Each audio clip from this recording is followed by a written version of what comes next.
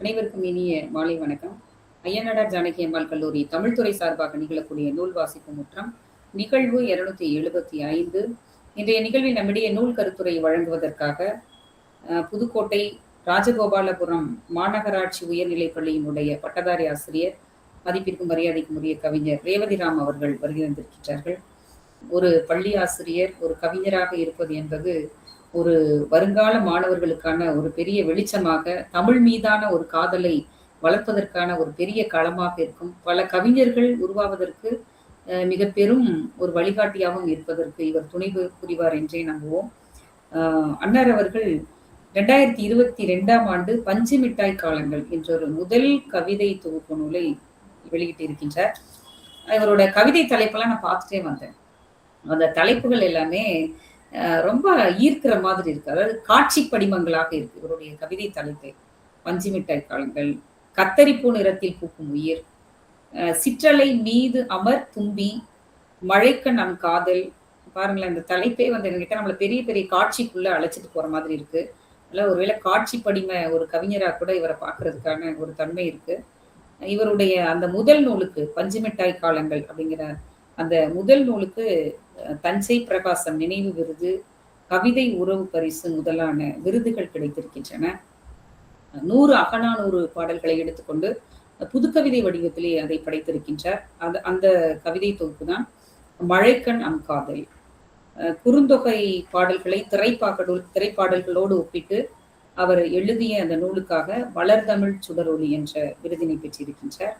2025ஆம் ஆண்டு திருப்பூர் தமிழ்ச்சங்கம் சக்தி விருது வழங்கி ஒரு கவிஞர் ரேவதிராம் அவர்களை கௌரவம் செய்திருக்கின்றது.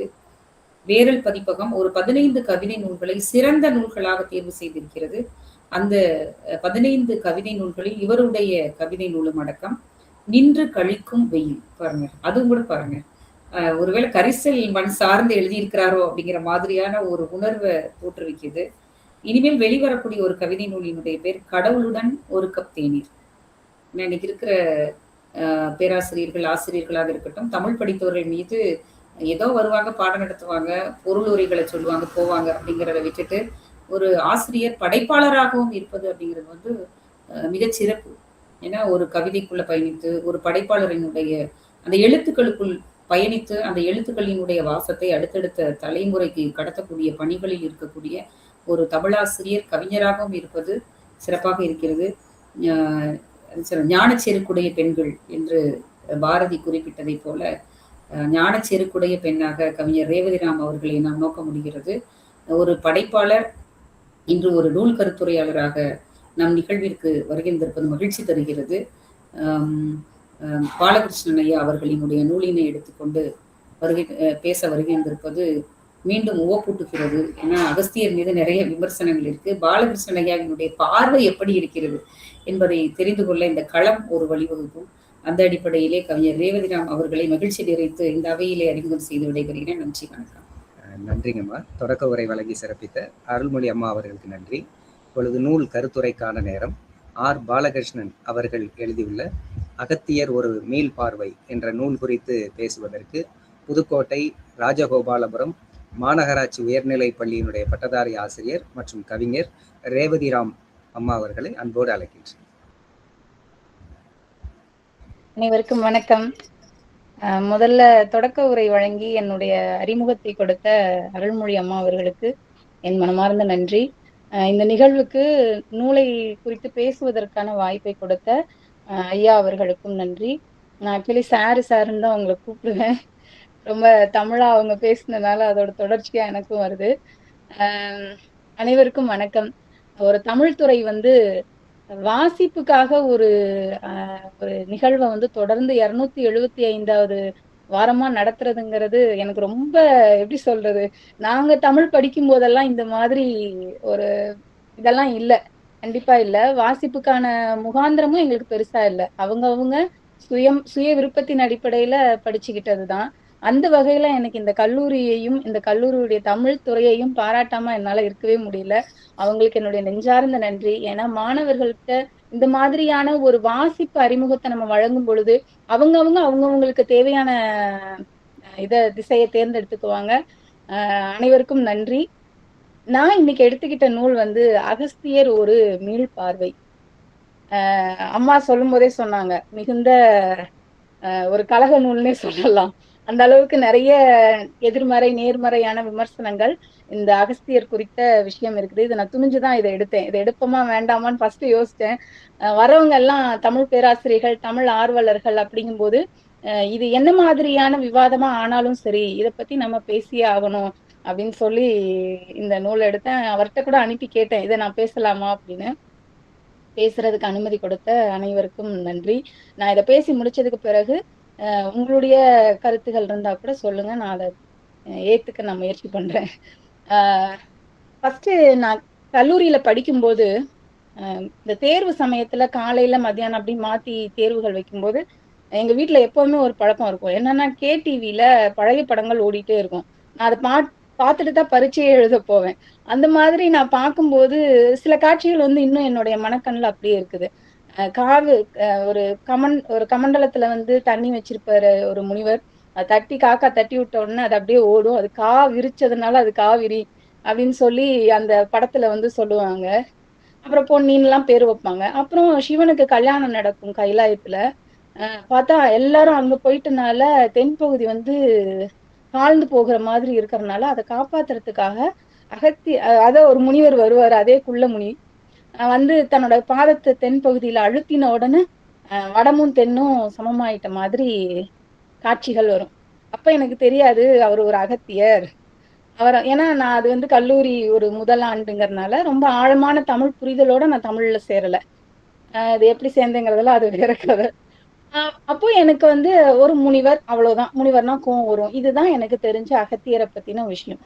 அப்போ கொஞ்சம் படிக்க படிக்க இன்னொரு விஷயம் படிச்சோம். அகத்தியரோட 12 மாணவர்கள்ல ஒருத்தர் தான் தொல்காப்பியர். அந்த தொல்காப்பியம் தான் நமக்கு கிடைச்சிருக்கிற முதல் நூல். அதுக்கு முன்னாடி அகத்தியம்னு ஒரு நூல் இருந்துச்சு அப்படின்னு தொடர்ந்து வந்த பேராசிரியர்களும் சரி, நான் படித்த சில நூல்கள்லயும் சரி, அந்த அகத்தியம்ங்கிற வார்த்தை வந்துட்டே இருந்தது, அகத்தியருங்கிறது வந்துச்சு. ஆனா நான் படிக்கும் போது யோசிச்சிருக்கேன், அவரோட மாணவரான தொல்காப்பியருடைய இலக்கணம் வந்து இருக்குது. ஏன் வந்து அகத்தியரை பத்தின எந்த குறிப்பும் நமக்கு கிடைக்கல, அல்லது அவர் எழுதின ஒரு வரி கூட நம்மளால ஏன் பாடப்புத்தகத்திலயோ இல்ல எதுலயோ வைக்க முடியலையே, ஏன்னு நான் அப்ப யோசிச்சிருக்கிறேன். ஆனா அது ரொம்ப ஆழமான புரிதலை எனக்கு கொடுக்கல. அது அப்படியே கடந்து வந்தாச்சு. அதுக்கான கேள்விகளுக்கான அதோட தொடர்ந்து பல கேள்விகளை எனக்குள்ள வழங்கிட்டு இருக்கிற புத்தகம் எது அப்படின்னா இந்த புத்தகம். இதை நம்ம வாசிக்கிறதுக்கு முன்னாடி நமக்கிட்ட எந்த விருப்பு வெறுப்பும் இருக்கக்கூடாது. அது ரொம்ப ரொம்ப முதன்மையானது. ஏன்னா பல விமர்சனங்கள் வர்றதுனால நம்ம ஒரு பக்க சார்போட பார்க்கும்போது அதுல இருக்கக்கூடிய நிறைகளை நாம தவற விடுவதற்கான வாய்ப்பு இருக்குதுங்கிறதுனால எந்த சார்பும் இல்லாம இதை வாசிக்கும் போது நமக்குள்ளேயே சில கேள்விகள் இயல்பாவே எழும். ரெண்டாவது, வாசிப்புன்னா புனைவு ஆப்புனைவு. நம்ம புனைவு வந்து ரொம்ப எளிமையா வாசிச்சிடலாம். ஏன்னா அது நம்ம கூட கதையோட கதையா அப்படியே டிராவல் ஆகி வந்துட்டே இருக்கும். நமக்கு அந்த கதாபாத்திரங்களோட தொடர்ந்து பயணிக்கிறதுனால இயல்பிலேயே நம்மளால புனைவு நூல்களை ஈஸியா வாசிச்சிட முடியும். ஆனா கட்டுரை நூல்கள், ஒரு ஆய்வு நூல் அப்படின்னு ஒரு ஆப்புனைவு நூல்களுக்குள்ள போகும்போது வாசிக்கும் போது ஒரு சலிப்பு தோணலாம், அல்லது நம்மளால அதை தொடர்ந்து பயணிக்க முடியாம வெறும் தரவுகளா நம்ம கூட கனெக்ட் ஆகும்போது நம்மளால அதை வந்து கிரகிச்சிக்கவோ அதை புரிஞ்சுக்கிறதுக்கோ நமக்கு சில இடர்பாடுகள் ஏற்படலாம். அப்படி இருந்தும் ஏன் நான் இந்த நூலை வந்து வாசிக்கிறதுக்காக எடுத்துக்கிட்டேன் அப்படின்னா, அந்த மொழி நடையுமே நம்ம வந்து யார் வேணாலும் வாசிக்கலாம் அப்படிங்கிற மாதிரிதான் இந்த புத்தகத்துல இருக்குது. நான் இப்ப முதல்ல ஆரம்பிச்சிடுறேன். இந்த புத்தகம் எழுதுறதுக்கு அவர் முதல்ல எழுத்தாளர் சொல்லியிருக்கிற முதல் நோக்கமே என்ன அப்படின்னா, எப்பொருள் யார் யார் வாய் கேட்பினும் அப்பொருள் மெய்ப்பொருள் காண்பது அறிவு. நீங்க யார் வேணா என்ன வேணா சொல்லுங்க, சொல்றது உங்க விருப்பம். அதை நான் ஏத்துக்காதது என்னுடைய அறிவுக்கு உட்பட்டு நான் அதை ஏத்துக்க முயற்சி செய்யும் போது என்னுடைய அறிவால அதை ஏத்துக்க முடியுதுன்னா நான் அதை ஏத்துக்கிறேன் அப்படிங்கிற அந்த ஒரு புரிதலை நோக்கிதான் இந்த நூல் எழுத ஆரம்பிச்சிருக்கிறாங்க. அகத்தியரை பத்தி ஏன் இவர் எழுதியிருக்கிறாரு அப்படிங்கிறது சொல்லவே வேண்டாம், ஆரம்பத்திலே சொல்லிட்டாங்க. நிறைய அவரை பத்தின இப்ப சமீபமா ஒரு 6 மாதம், ஒரு 8 மாதங்களுக்குள்ள நிறைய அவரை பத்தின நிறைய கல்லூரிகள்ல ஆரம்பிச்சாங்க. அப்புறம் காசில எல்லாம் கூட அகத்தியர் தமிழ் சங்கம் அப்படிலாம் சொல்லி அதெல்லாம் இது பண்ணாங்க. அதோட தொடர்ச்சியா இந்த நூல் வந்ததுனால இவர் ஏன் வந்து அகத்தியரை முன்னிலைப்படுத்தி இந்த நூலை எழுதியிருக்கிறாருங்கிறதுக்கான காரணங்களை அவர் வந்து வகைப்படுத்துறாரு. முதல்ல அகத்தியருங்கிற பேரை வந்து தேடி பார்க்கும்போது ஒரு 389 நூல்கள்ல அகத்தியரோட பேர் வந்து இருக்குது. அதுல குறிப்பா 220 நூல்கள் வந்து அவர் மருத்துவத்தோட தொடர்புடைய விஷயங்களா அவருடைய நூல்கள் வந்து அல்லது அவர் சார்ந்த குறிப்புகள் வந்து கிடைக்குது. மற்றது இந்த இலக்கியம், இலக்கணம், மற்ற மற்ற துறைகள் சார்ந்ததெல்லாம் 1, 2, 3 பக்தி அப்படிலாம் வந்து அதோட எண்ணிக்கையை வந்து வகைப்படுத்தி காட்டிட்டு அகத்தியருடைய வரலாறு எப்ப இருந்து ஆரம்பிச்சிருக்குது அப்படிங்கறதுல இருந்து நமக்கு இந்த புத்தகத்தை கொண்டு போறாரு. கிமு 16,000 ஆண்டுகளுக்கு முன்னாடி இருந்து அகத்தியருடைய பெயரும், அகத்தியர் வந்து பல இடங்கள்ல பல மரபுகள்ல அந்த அதாவது அந்த இனம் பேரையே சொல்லி இருக்கிறாங்க. எந்த இனத்திலிருந்து வந்தாங்க சொல்றது புரியும்னு நினைக்கிறேன். அந்த இனம் பேரை கூட சொல்லி வகைப்படுத்தி அட்டவணையெல்லாம் போட்டிருக்கிறாங்க. அப்ப அங்கிருந்து அவருடைய கேள்வி ஆரம்பிக்குது. 16,000 ஆண்டுகள்னா அதை நிரூபறதுக்கோ அல்லது அதை ஆதாரத்தோட காட்டுறதுக்கோ ஏதாவது சான்று இருக்குதா அப்படின்னா இல்ல. அடுத்தது இந்த நூலை எழுதுறதுக்கு இந்த நூலை வந்து அவர் முதல்ல அர்ப்பணிக்கிறதே இது வந்து ஒருத்தருக்கு நடுகள்னே சொல்லியிருக்காரு. இந்த புத்தகத்தை ஒரு எழுத்தாளருக்கான நடுகள். அது யாரு அப்படின்னா KN சிவராஜ பிள்ளை அப்படிங்கிறவர் தான். ஏன்னா 1930 அகஸ்தியா இன் தமிழ் லேண்ட் அப்படின்னு அகஸ்தியரை பத்தின முழு ஆய்வையும் அவர் ஆங்கிலத்துல எழுதி இருக்கிறாரு. அந்த ஆய்வு நூலை அடிப்படையா வச்சு இன்னைக்கு நடக்கக்கூடிய விஷயங்களோட கொஞ்சம் கனெக்ட் பண்ணி இந்த புத்தகத்தை அவர் கொண்டு போறாரு. அதனால இது அவருக்கான நடுகல்லாவே இந்த புத்தகத்தை அவர் வந்து நமக்கு அடையாளப்படுத்துறாரு. அகஸ்தியர் அப்படிங்கிறத அவரே அவரோட பேரை சொல்லியிருக்காரு. நான் வந்து ஒரு தமிழ் மாணவன், நான் தமிழுக்காக இயங்குறேன் அப்படின்னா என் பேரை வந்து பாலகிருஷ்ணன் வச்சிருக்காம பாலகிருட்டினன் அல்லது இளங்கண்ணன் இப்படி ஏதாவது ஒரு நான் தீவிரமான தமிழ்ல மாத்திருக்கலாம் அப்படிங்கறதுல இருந்து ஆரம்பிச்சு அகஸ்தியர் பேரோட கனெக்ட் ஆகுறாரு. அகத்தியருங்கிறது சரியான சொல்லா அல்லது அகஸ்தியருங்கிறது சரியான சொல்லா? அதாவது ஏன் நான் இந்த புத்தகத்தை எடுத்திருக்கிறேன், அகத்தியருங்கிற சொல்ல நான் எங்கெல்லாம் கேள்விப்பட்டிருக்கேன், அகத்தியருங்கிறது எப்படி இருந்து இருக்கிறாரு அப்படின்னு ஆரம்பிச்சு அடுத்து அவருடைய பேருக்குள்ள உள்ள புகுந்து அகத்தியருங்கிறது கரெக்டா அல்லது அகஸ்தியருங்கிறது கரெக்டா தப்பாங்கிறத தாண்டி அவர் அதுக்கு விளக்கம் தேர்றாரு. அகத்து அகத்து இல் அப்படின்னு நிறைய தமிழ் சார்ந்த சொற்களை எல்லாம் இது பண்ணாலும் அவர் என்ன சொல்ல வர்றாரு அப்படின்னா அகஸ்தியருங்கிறதையே நான் பயன்படுத்துறேன். காரணம் என்ன அப்படின்னா அது ஈரானிய சொல்லான கஸ்தா அப்படிங்கிற சொல்லில் இருந்து வந்ததுதான் அகஸ்தியர். ஏன்னா நம்ம இப்பவுமே சொல்லுவோம் நீதி, அநீதி, அபயம், அந்த பயம். இந்த வார்த்தை சேர்ந்துச்சு, எழுத்து சேர்ந்துச்சுன்னா அதோடைய பொருள் வந்து எதிர்மறை பொருள்ல மாறும் அப்படிங்கிறதுனால ஹஸ்த அப்படின்னா என்ன அர்த்தம்னா குற்றம் அப்படின்னு. அகஸ்த அப்படின்னா குற்றமற்றவர், பாவமற்றவர். அதே மாதிரி அடுத்து என்ன சொல்ல வராங்க, இந்த அகத்தியருடைய காலம்ங்கிறது எங்கிருந்து ஆரம்பிக்குது? முன்னாடி நான் ஒரு 16,000 ஆண்டுன்னு சொன்னேன், கிமு. ஆனா குறிப்பிட்டு அவர் வந்து ரிக்வேத காலத்துல இருந்து அவர் எழுதின மந்திரங்கள், அவர் எழுதின ஸ்லோகங்கள்ல இருந்து அந்த அகஸ்தியருடைய பெயர் வந்து உருவாகுது அப்படின்னு சொல்லி ஆரம்பிச்சு நம்மளுடைய சவுத் சைடு எப்படி வருது, தென்னிந்திய பக்கம் எப்படி வருது அப்படின்னா மகாராஷ்டிரால நாசிக்ல இருக்கக்கூடிய ஆசிரமத்துல ஆரம்பிச்சு பாண்டிய நாடு வரைக்கும் வந்து பொதிகையில இருந்து சயாம், கம்போடியா, இந்தோனேஷியா வரைக்கும் எப்படி வந்து அகஸ்தியரோட பேர் வந்து பரவி இருக்குது அதுக்கு நல்ல மேப்போட அவர் போட்டு காட்டியிருக்காரு. நீங்க இந்த புத்தகத்தை வாங்கி பாத்தீங்கன்னா தெரியும்.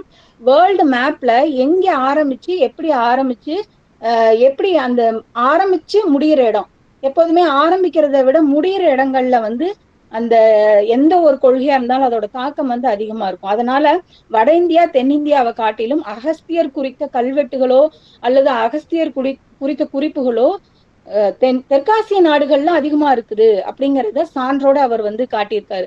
எத்தனை இடங்கள்ல, எத்தனை ஊர்கள்ல, எத்தனை கோயில்கள்ல, எங்கிருந்தெல்லாம் இப்படி ஆச்சு, எவ்வளவு தூரம் போச்சு அப்படிங்கறதையெல்லாம் அவர் நமக்கு வரைபடத்தோட நமக்கு வந்து அதை வந்து காட்டியிருக்காரு. இந்த அகஸ்தாங்கிற பேரு வந்து எப்படி வந்து ரிக்வேதத்துல இருந்தாலும் பிரஜாபதிகள் அப்படின்னு ரிக்வேதத்துல முக்கியமான 7 முனிவர்கள் பேர் சொல்லுவாங்களாம். அந்த 7 முனிவர்கள்ல ரிக்வேதத்து காலத்திலே அவர் இருந்திருந்தாலும் அந்த முக்கியமான முனிவர்கள் பேர்ல அகஸ்தியர் பேர் இல்ல. அதை அவர் அடிக்கோடிட்டு காட்டுறாரு. முக்கியமானவர் அப்படின்னா அப்ப அவரோட பேர் அங்க வந்திருக்கணும் இல்ல, ஏன் வரல அப்படிங்கிற ஒரு கேள்வி நமக்குள்ள வருது. அதே மாதிரி அடுத்து வந்த எல்லா இதுலயுமே இல்லாம திடீர்னு என்ன பண்றாங்க, அகஸ்தியரை ஒரு நட்சத்திரம், ஏன்னா கனோபஸ் அப்படிங்கிறது ஒரு நட்சத்திர பேரு, அந்த நட்சத்திரத்தோட யாரை கனெக்ட் பண்றாங்கன்னா இந்த அகத்தியரை வந்து திடீர்னு கனெக்ட் பண்றாங்க. சரி, திடீர்னு கனெக்ட் பண்றதெல்லாம் இருக்கட்டும், நம்மளுடைய தமிழ்ல எப்படி இருந்து இந்த அகத்தியரோட பேரு வந்து வருது அப்படிங்கிற ஆய்வுல எடுத்துக்கிட்டாரு அப்படின்னா சங்க இலக்கியத்துல எந்த இடத்துலயுமே இவரை பத்தின எந்த குறிப்புமே இல்லை. அகத்தியருங்கிற பேரோ அகத்தியர் சார்ந்த எந்த தகவலுமோ நம்மளுடைய சங்க இலக்கியத்துல எங்கேயுமே இல்ல. எங்கிருந்து ஆரம்பிக்குது அப்படின்னா 14ஆம் நூற்றாண்டுல நச்சினார்க்கினியர் உரையில தான் முதல்ல அகத்தியர் வந்து உள்ள கோத்து விடப்படுறாரு. எப்படி கோத்து விடப்படுறாரு அப்படின்னா, அவர் ஒரு பாட்டுல தென்னன் பொதி அப்படிலாம் வரும்போது தென்னன்கிறது ராவணனையும், அந்த பொதிய மலையில இருந்தது யாரு முதுகடவுள் அப்படிங்கும் போது அகஸ்தியரையும் கொண்டு வந்து அப்படிதான் முதல்ல நச்சினார்க்கினியர் தான் அகத்தியர் என்ன பண்றாரு 14ஆம் நூற்றாண்டுல. ஏன்னா அதுக்கு முன்னாடி இருக்கக்கூடிய எந்த இதுலயுமே அகத்தியர் குறித்த ஆதாரம் வந்து கிடைக்கல. 10 பாட்டுல எந்த இடத்துலயும் அகத்தியர் குறித்த, ஏன்னா அப்பொதியில் அப்படிங்கறத என்ன சொல்லிடுறாங்க அப்படின்னா, அகஸ்தியர் வாழ்ந்த இடம் பொதிகை, அதனால அதை வந்து பொதியில் அப்படிங்கிறாங்க. ஆனா நம்மளுடைய தமிழ் பாடல்கள்லயோ புறநானூற்றுல ஒரு பாட்டுல மாங்குடி மருதர் வந்து சொல்லியிருக்காரு. பொதியில் அப்படின்னா என்ன அர்த்தம்னா, பல கிளைகளை கொண்ட ஆலமரத்துக்கு கீழே இருக்கக்கூடிய அந்த அமரக்கூடிய அவையதான் என்னன்னு சொல்றாங்க, பொதியில் அப்படின்னு சொல்றாங்க. ஏன்னா பொதியில் அந்த பெண்கள் வந்து ஆடின இடத்தை எல்லாம் குறிப்பிடுறதுக்கு அந்த பொதியில்ங்கிற வார்த்தைய பயன்படுத்தி இருக்காங்க. அப்படி இருந்த பொதியில்ங்கிறது எந்த காலத்திலிருந்து அகஸ்தியரோட தொடர்பு படுத்தப்பட்டுச்சு அப்படின்னு அவருடைய ஆய்வு வந்து போயிட்டே இருக்குது. அகஸ்தியரை குறித்து தென்னிந்தியாவுல தெற்காசியாவுல எல்லா இடத்துலயும் சொல்லிட்டே வரும்போது தமிழ்நாட்டுல ஒரே ஒரு இடத்துல மட்டும்தான் அகஸ்தியர் குறித்த கல்வெட்டு இருக்குது. தென்னிந்தியா, அதாவது நமக்கு கதையே எப்படி சொல்லப்பட்டிருக்கோம் அப்படின்னா, அவர் பாதம் வச்சதுனாலதான், அவர் விவசாயம் சொல்லி கொடுத்தனாலதான், அவர் தண்ணி கொடுத்தனாலதான், அவர் இலக்கணம் கொடுத்தனாலதான் எல்லாமே தமிழுக்கு வந்து தமிழ்நாட்டுக்கா இருக்கட்டும், தென்னகத்துக்கா இருக்கட்டும், எல்லாமே அகத்தியரால வந்தது. ஏன்னா அகத்தியரோட மாணவர் தான் தொல்காப்பியர் அப்படிலாம் சொல்லி நமக்கு வந்து அகத்தியரை கடத்திக்கிட்டே வந்துட்டு இருந்திருக்கிறாங்க. நம்ம யாருமே ஏன் வந்து கேள்வி எழுப்பல அப்படிங்கிறது எனக்கு ஆச்சரியமா இருந்தது. நம்ம அப்ப முன்னோர்கள் ஏன் இதை பத்தி யோசிக்கல, இல்ல அந்த அளவுக்கு அவங்க யோசிக்கிற அளவுக்கு விடலையா, இல்ல அதை நம்பினாங்களா, அதெல்லாம் அடுத்த விஷயம். அது கடைசியில அதை குறித்து அவர் நிறைய பேசுறாரு. இப்ப அகஸ்தியரை பத்தி எப்படி அகஸ்தியர் பிறந்தாரு அப்படிங்கிற ஃபர்ஸ்ட் அங்கிருந்து ஆரம்பிச்சு ஒவ்வொன்னா அகத்தியர் பேர்ல இருந்து வந்து இப்ப அகஸ்தியர் எப்படி பிறந்தாரு அப்படின்னு சொல்லும் போது நமக்கு அகஸ்தியருக்கு குடமுனின்னு ஒரு பேர் இருக்கும். சோ குடத்துல பிறந்தாருங்கிறதுக்கான ஒரு விளக்கத்தை வந்து அங்க கொடுத்திருக்கிறாங்க. அதுக்கு ஒரு கதை இருக்குது. என்ன கதை அப்படின்னா, மித்ரனும் வர்ணனும் வானத்துல போயிட்டு இருந்தாங்க. ஊர்வசியை பார்த்த உடனே அவங்களுக்குள்ள காம உணர்வு எழுந்ததுல மித்ரனுடைய விந்து வந்து போனதுனால, மண்குடத்துல விழுந்ததுனால அகஸ்தியரும், கடல்ல விழுந்ததுனால வசிஷ்ட முனிவரும் வந்ததா, அப்படிதான் அந்த கதையை வந்து கொண்டு போறாங்க. அது கதைன்னு சொல்றதா இல்ல எப்படின்னு தெரியல. அது பலருடைய நம்பிக்கையா கூட இருக்கலாம். அடுத்தவங்களுடைய நம்பிக்கையை கேள்விக்குறியாக்குறது நம்ம விஷயம் இல்ல. நம்மளுடைய உரிமைகளையோ நம்மளுடைய எப்படி சொல்றது, நம்மளுடைய அடையாளத்தையோ இன்னொரு விஷயம் வந்து மறைக்க முயலும் போது ஆட்டோமேட்டிக்கா நமக்குள்ள அந்த உணர்வு வரணுங்கிறதுக்கான நோக்கத்தோட தான் நான் இந்த புத்தகத்தை எடுத்தது. ஆரிய வடக்கு திராவிடத்திற்கு அப்படின்னு 2 பக்கத்துலயும் அகஸ்தியரை எப்படி எல்லாம் வந்து கொண்டு வந்திருக்கிறாங்க. அகஸ்தியர் தான் கங்கை வந்து சிவபெருமான்ட்டு இருந்து வாங்கிட்டு வந்து காசியில விட்டாரு அப்படிங்கிற கதை வட சைடு இருக்கிற மாதிரி, தென்னிந்திய சைட்லயும் என்ன சொல்றாங்க, தாமிரபரணிய வந்து அவர் தான் கொண்டு வந்தாரு. 2 பக்கமும் கதைகள் வந்து என்ன ஆயிட்டே இருக்குதுன்னா பேலன்ஸ் பண்ணி கொண்டு வந்துட்டே இருக்கிறாங்க. அங்க எப்படி கோவப்படுவாரோ அதே மாதிரி இங்கேயும் தெற்கு பகுதியிலையும் கோவப்பட்டு சாபங்கள் கொடுப்பாரு. இப்படி அவரு எங்கெல்லாம் சாபம் கொடுக்குற அளவுக்கு என்னெல்லாம் கதைகள் இருக்குது அப்படிங்கிறத அவர் வந்து பட்டியலிட்டு இருக்காரு. நகுசாங்கிற ஒரு கதை, இந்திராணிங்கிற ஒரு பெண்ணை திருமணம் செஞ்சுக்கிறதுக்கு நகுசா விரும்புறான். கல்யாணம் பண்ணும்போது இந்திராணி வந்து ஒரு வேண்டுகோள் விடுக்கிறாங்க, என்னுடைய பல்லக்க வந்து முனிவர்கள் தான் தூக்கணும் அப்படின்னு. அப்படி முனிவர்கள் தூக்கும்போது வேகமா போகணும், மனைவிய பார்க்க போகணும், சர்ப்ப அப்படின்னா வேகமா போ அப்படின்னு அர்த்தமா. இப்ப நகுசா வந்து மெதுவா போயிட்டு இருந்த குள்ளமுனியான நம்மளோட அகஸ்தியரை வந்து என்ன பண்ணிடுறாரு, அடிச்சிடுறாரு தலையில. உடனே அவருக்கு கோவம் வந்துருது. உடனே அவருக்கு சாபம் கொடுத்துருவாரு, பாம்பா மாறு அப்படின்னு.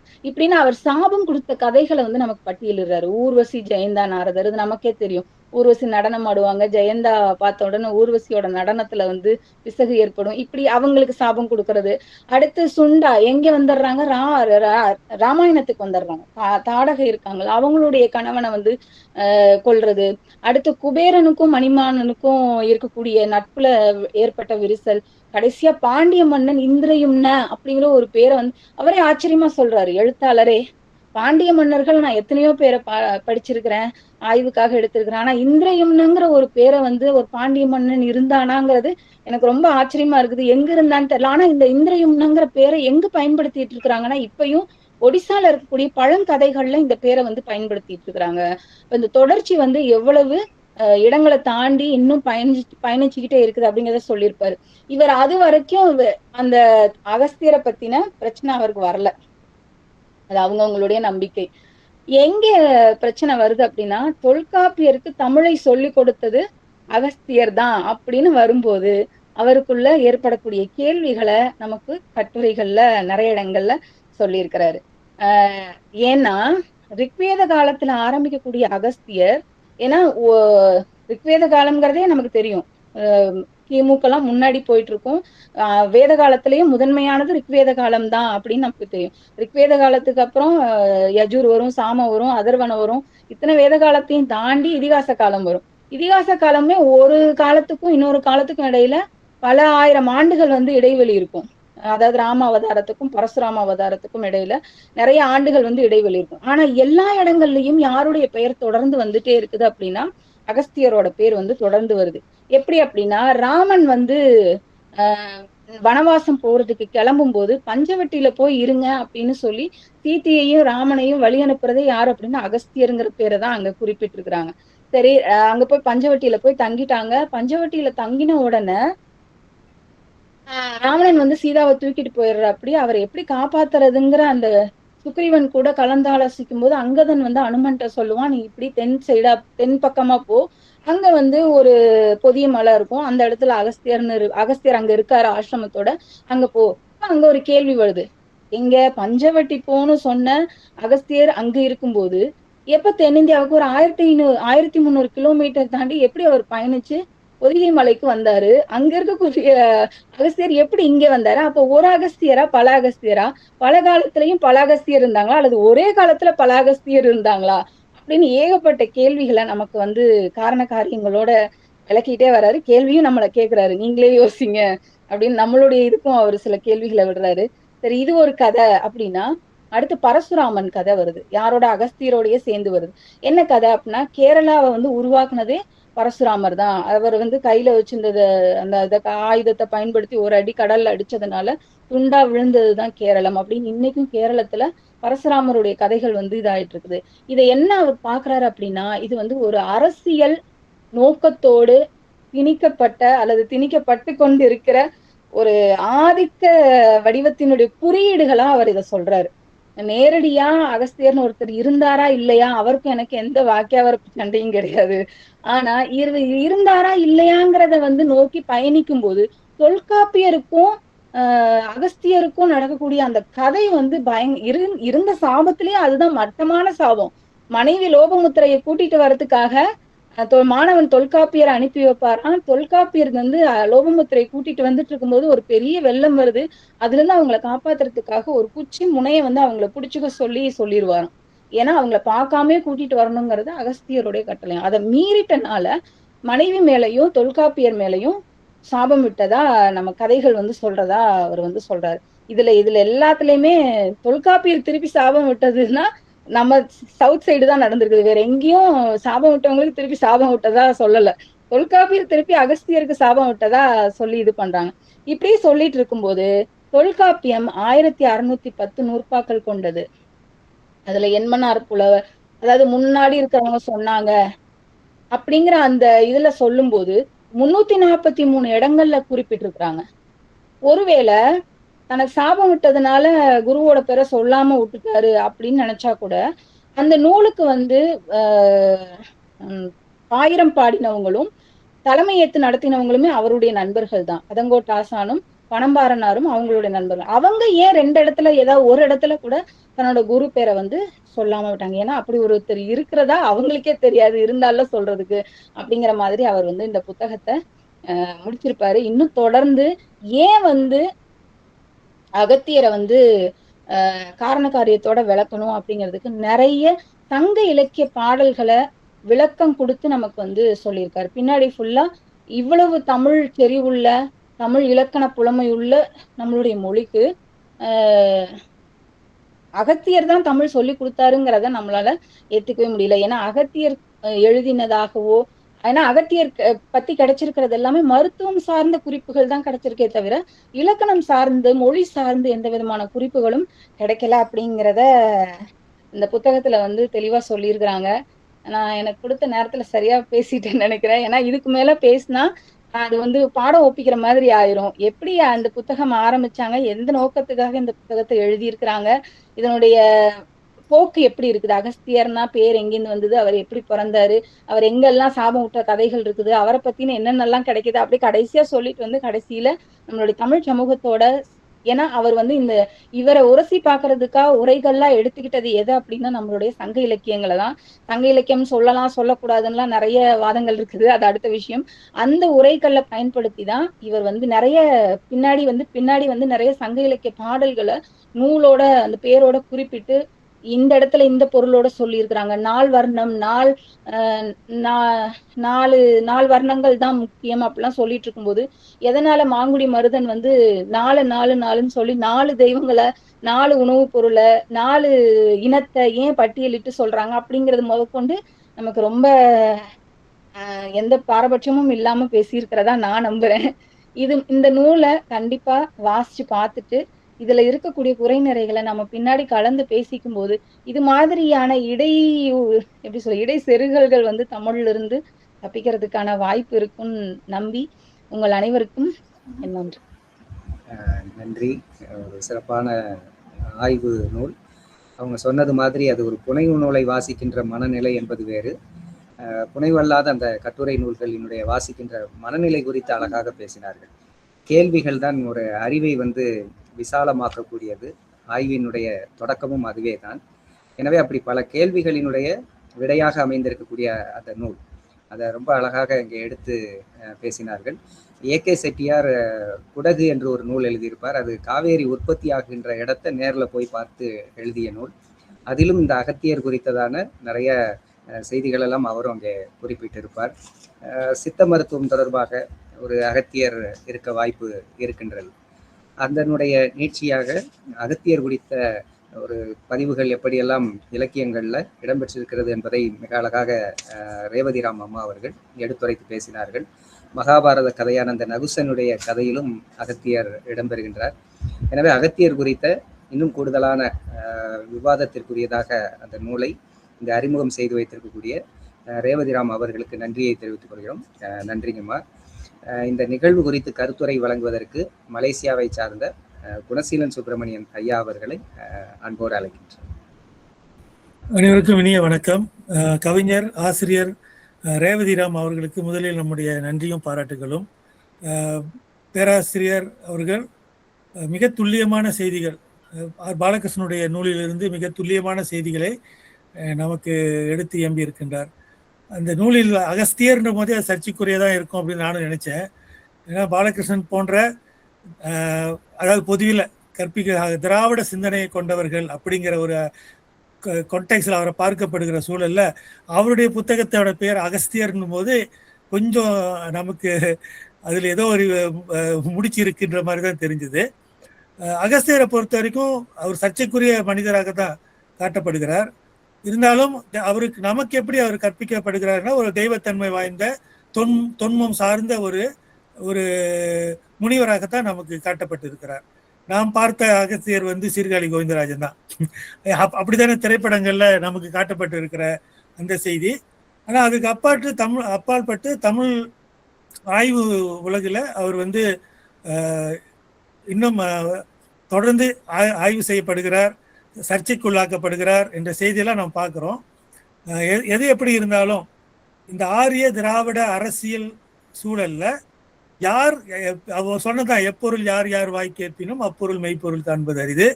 இந்த அவரை பற்றிய இந்த செய்தி யார் சொல்றா அப்படிங்கிறது இருக்கு, அந்த செய்தி யார் சொல்றான்னு இருக்கு. அப்படிங்கிற பார்க்கும் பொழுது தொடர்ந்து இந்த சர்ச்சைகள் இந்த மாதிரியான ஆய்வுகள் தொடர வேண்டும். இருந்தாலும் ஒரு முடிவை நாம் எடுக்கவே முடியாது. ஔவையார் பல காலம் வாழ்ந்தது போல அகத்தியரும் பல காலம் வாழ்ந்திருக்கலாம். அந்த அகத்தியர் வேறாக இருக்கலாம், இந்த அகத்தியர் வேறாக இருக்கலாம். ஔவையார் நமக்கு சொந்தமானவராக நினைக்கிறோம். ஆனா ஔவையாருடைய மற்ற பாடல்கள்லாம் பார்க்கும் பொழுது அவரும் வந்து அவருக்கும் சங்கி பட்டம் கட்டக்கூடிய ஒரு சூழல் இருக்கு. ஆக அகஸ்தியர் சங்கியா அல்லது தம்பியா அப்படின்னு நம்ம பார்க்கறது ஆய்வுக்குட்பட்டது தான். இது ஒரு புதிய சிந்தனையை ஏற்படுத்தும் என்ற சூழலில் ஒரு சொல்லுவாங்களே கொளுத்தி போடுற மாதிரி ரேவதி ராம் அவர்கள் செய்த இந்த செயல் பாராட்டுக்குரியது, வாழ்த்துக்குரியது. அகஸ்தியரை பற்றி தொடர்ந்து வாசிப்போம், மறு வாசிப்பு மேற்கொள்வோம். நன்றி, வணக்கம். நன்றிங்கய்யா. கருத்துரை வழங்கிய குணசீலன் சுப்பிரமணியன் ஐயா அவர்களுக்கு நன்றி. நிறைவாக நன்றி உரை வழங்குவதற்கு தமிழ்துறை உதவி பேராசிரியர் சிவஞானம் அவர்களை அன்போடு அழைக்கின்றேன். அனைவருக்கும் வணக்கம். சிவகாசி ஐயனடார் ஜானகி அம்மாள் கல்லூரியின் தமிழ்துறை சார்பாக நிகழும் பன்னாட்டு அளவிலான நூல் வாசிப்பு முற்றம் நிகழ்வு 275. இந்நிகழ்வினை நாங்கள் தொடர்ந்து நடத்துவதற்கு அனுமதி அளித்த எம் கல்லூரி தாளாளர், முதல்வர் உள்ளிட்ட பெருந்தகைக்கு நன்றி. தொடக்க உரையாற்றி சிறப்பு விருந்தினரை அறிமுகம் செய்த முதுகலை தமிழ்துறை தலைவர் முனைவர் அருள்மொழி அம்மா அவர்களுக்கு நன்றி. இளநிலை தமிழ்துறை தலைவர் முனைவர் சந்திரகுமார் ஐயா அவர்களுக்கு நன்றி. இன்றைய நூல் கருத்துரையாளராக நம்மிடையே புதுக்கோட்டை ராஜகோபாலபுரம் மாநகராட்சி உயர்நிலைப் பள்ளியின் பட்டதாரி ஆசிரியர் கவிஞர் ரேவதி ராம் அவர்கள் ஆர் பாலகிருஷ்ணன் எழுதிய அகஸ்தியர் ஒரு மீள்பார்வை என்னும் நூல் குறித்து சிறப்புரையாற்றினார்.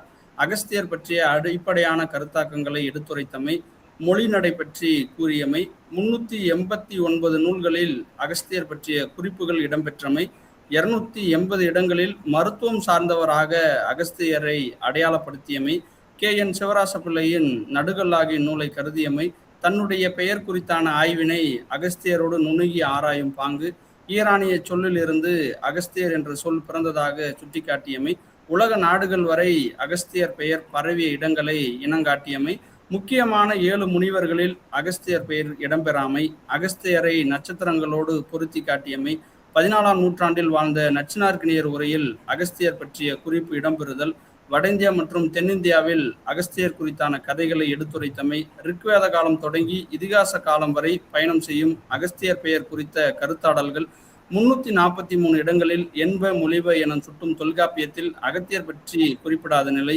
சங்க இலக்கிய உரைகளை பொருத்தி காட்டி நூலினை நகர்த்திய பாங்கு, இவ்வாறாக இந்நூலில் இடம்பெற்ற செய்திகளை நேர்த்தியாகவும் பொறுமையாகவும் திறம்பட உரையாற்றிய அம்மா அவர்களுக்கு நன்றி. இந்நிகழ்வு குறித்து கருத்துரை வழங்கிய மலேசியாவைச் சேர்ந்த முனைவர் குணசீலன் சுப்பிரமணியன் ஐயா அவர்களுக்கு நன்றி. தொடர்ந்து நூல் வாசிக்கும் நிகழ்ச்சியில் பயணிக்கின்ற மலேசியாவைச் சேர்ந்த முனைவர் அருணாதன், திரு மேகவரன் ஜெகதீசன், சிங்கப்பூரைச் சேர்ந்த முனைவர் ரத்ன வெங்கடேசன், திரு சவுந்தரபாண்டியன், திரு மேஜர் இளங்கோவன், திரு கோவிந்தராஜன், திரு ஆறுமுகசாமி, திரு ராமசாமி ஐயா போன்றோருக்கும் நன்றிகள். இந்நிகழ்வில் இணைந்துள்ள உள்நாடு மற்றும் வெளிநாடு வாழ் தமிழ் ஆர்வலர்கள், பேராசிரியர்கள், ஆய்வு மாணவர்கள் உள்ளிட்ட அனைவருக்கும் நன்றி. வாசிப்பு இல்லாத வாழ்க்கை காற்றோட்டம் இல்லாத அறைக்கு சமம் என்னும் சிந்தனை அவர்களோடு மீண்டும் அடுத்த நூல் வாசிப்பு முற்றத்தில் நல்லதோடு சந்திப்போம். நன்றி.